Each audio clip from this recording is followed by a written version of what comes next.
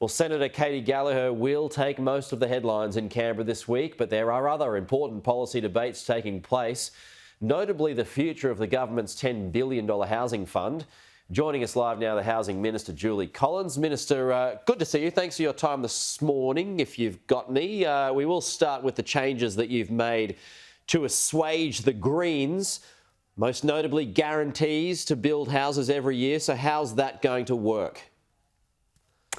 Thanks for that, Peter. We have been negotiating across the parliament, and we wrote to senators across the parliament yesterday, particularly the crossbenchers who'd written to us. We've addressed all 8 of their concerns, including guaranteeing a $500 million disbursement from 2024 to 25 each and every year. But of course, our Housing Australia Future Fund isn't the only thing we're doing for housing. We've unlocked $575 million immediately. We have homes going on the ground today because of that action. Indeed, in my own state of Tasmania, we've got people going into homes in just weeks because of the action the government has taken. So that $575 million is available immediately. And we made some announcements around that. I made just one last week in Parramatta of 65 new apartments that are going up, social and affordable housing. So we are doing that straight away. We also, of course, have our Housing Accord, another $350 million from 1 July 2024. Another 10,000 affordable rental homes to be matched by states and territories. And then, of course, the $1.7 billion for 1 year from 1 July for states and territories to invest in housing and homelessness services. Okay. Indeed, in the financial year from 1 July, the federal government will be spending over $8 billion on housing and homelessness services. So we are doing that, and this is on top of what states and territories are doing. So there are significant investments coming from the federal government right across the board. Okay, you need the Greens, though, to get this through the Senate. And we had Max Chandler-Mather on the program last hour. He's not at all convinced by the changes. This was his response to your amendments this morning. What the government are proposing is not to spend any money for 12 months' time and then only $500 million, not index it for 6 years, so lock in real-term cuts for 6 years and not build a single home until 2025. That is not a response to the worst housing crisis this country has faced in generations. Your response to that, Minister? If that's not true, we do have homes going up today as we speak. We have homes on the ground in my own home state of Tasmania that people will be moving in soon because of action the federal government has taken.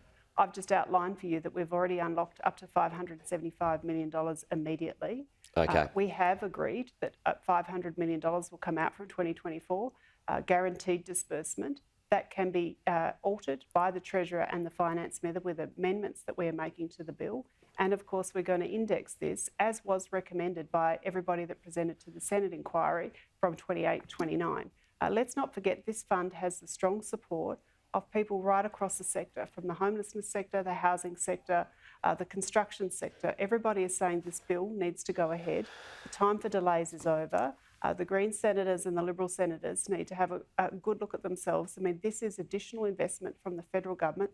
As I've said, we're spending over $8 billion in 1 year to invest in housing and homeless. We know how critical this is, which is why we're investing so heavily. So will you make any more changes?